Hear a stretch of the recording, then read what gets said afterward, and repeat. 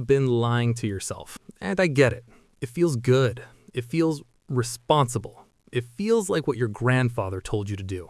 I'm talking about the obsession with being debt-free. Specifically, the obsession with paying off your mortgage early. You look at that loan balance, $300,000, $400,000, and it feels like a chain around your neck. You think, if I just send an extra $500 a month, if I just put my bonus checks toward the principal, I'll be free. You think you're buying freedom, but what you're actually buying is a one-way ticket to middle-class stagnation. You are voluntarily taking your most valuable, powerful soldiers, your dollars, and burying them in a graveyard where they will never work for you again. You aren't beating the bank. You're doing exactly what they want you to do. You are handing them back their capital so they can lend it to someone else at a higher rate while you sit there with a paid-off pile of bricks and a net worth that is half of what it should be. I ran the math. I didn't just do a back-of-the-napkin calculation. I ran a 30-year simulation comparing the responsible homeowner who pays off their house early against the rational investor who keeps the debt until the very last day. The difference wasn't pennies. It wasn't a free vacation. The difference was $1.2 million. If you pay off your house early, you are making a $1 million mistake. And today, I'm going to show you the spreadsheet that proves it. Let's start with the concept that breaks most people's brains, the destruction of money. See, you think a dollar is a dollar. You think the dollar in your pocket today is the same as a dollar you'll earn in 20 years, but it's not. Inflation is a thief that works 24/7. If you have a fixed rate mortgage, let's say 3, 4, even 6%, you have successfully shorted the US dollar. You have locked in a payment that will never change. $2,000 today buys you a nice cart of groceries. In 20 years, though, that same $2,000 might buy you a loaf of bread and a tank of gas. When you take out a 30-year mortgage, you are agreeing to pay the bank back with future dollars. Dollars that are guaranteed to be worth less than they are today. You are paying for a 2024 house with 2054 money. That is the greatest arbitrage opportunity available to the retail investor. But when you pay extra on your mortgage, when you take $1,000 of your hard-earned cash today and throw it at the principal, you are doing the opposite. You are taking your strongest, most valuable dollars, dollars that could be invested, dollars that have purchasing power, and you are using them to destroy a debt that inflation was going to destroy for you anyway. Why would you do the bank's work for them? Now, let's talk about leverage, or as I like to call it, the who owns the upside equation. Imagine you buy a house for $500,000. You put 10% down. That's $50,000 of your money and $450,000 of the bank's money. Next year, the market goes up 4%. The house is now worth $520,000. Who gets that $20,000 of profit? Do you split it with the bank? No, you keep all of it. You put in $50,000 and you made $20,000. That is a 40% return on your cash. That is massive. That is how wealth is built. You are controlling a massive asset with a tiny amount of equity. Now, look at the guy who paid off his house. He owns 100% of the house. He has $500,000 of his own cash locked inside the drywall. The market goes up 4%. He makes the same $20,000. But wait, he has 500 grand invested to make 20 grand. That's a 4% return.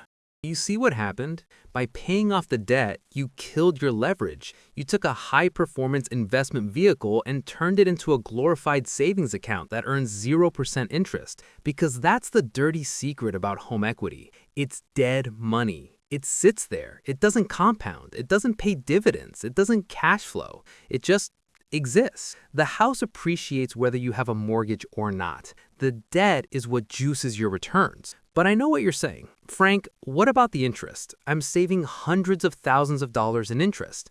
Okay, let's play that game. Let's run the simulation. We have two guys. Let's call them Davey Debt-Free and Victor Vester. They both have the same job, same salary, same house. A $500,000 mortgage at 6%. Davey hates debt. He listens to the radio guru. He decides to pay an extra $1,000 every single month toward his principal. He lives on rice and beans. He sacrifices.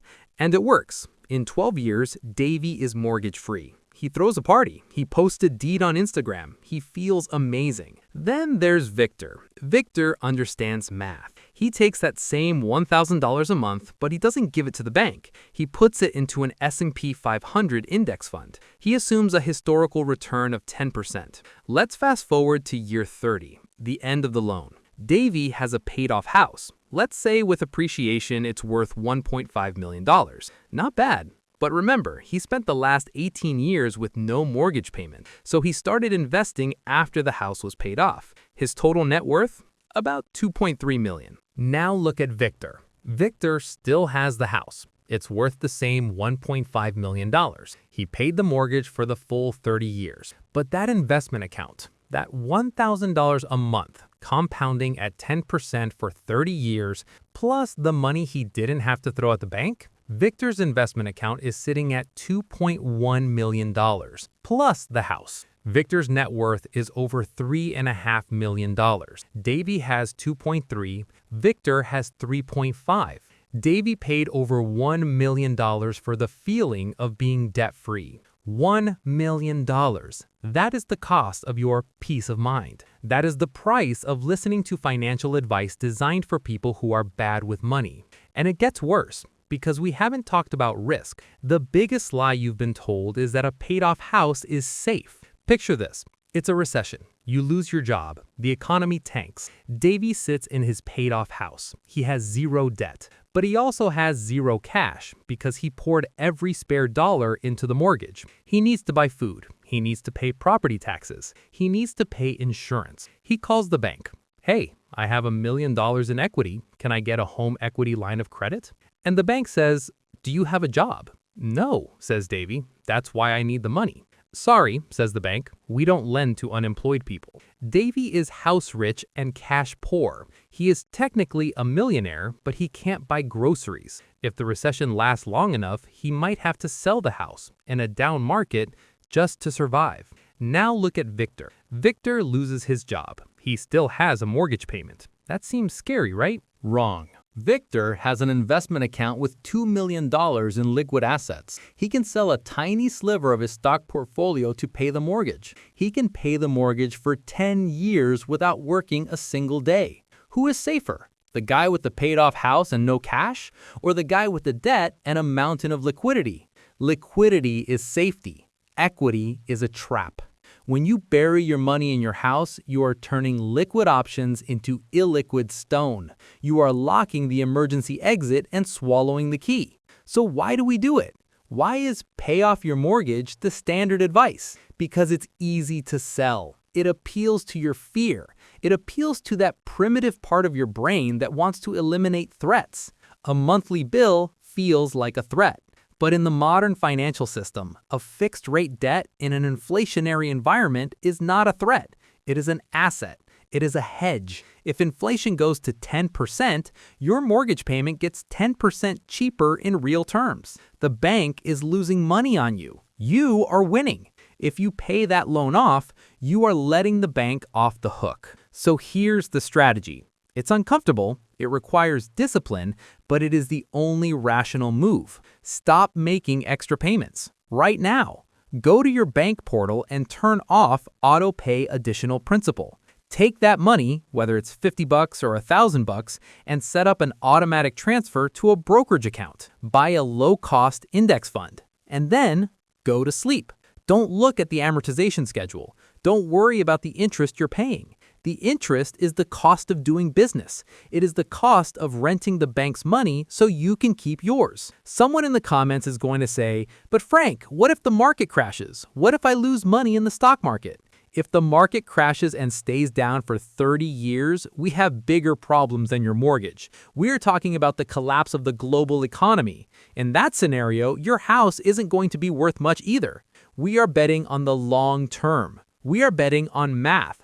Paying off your house early is a luxury. It's like buying a Ferrari. If you are worth $20 million and you want to pay off your house because you hate paperwork, fine, go ahead. You can afford the luxury of bad math. But if you are trying to build wealth, if you are trying to escape the rat race, you cannot afford to burn capital. You need every dollar working for you. You need leverage. You need liquidity. Don't let the bank trick you into giving their money back. Keep the debt, keep the cash, and let inflation pay the bill. I'm Frank. The math doesn't care about your feelings. Flip the table.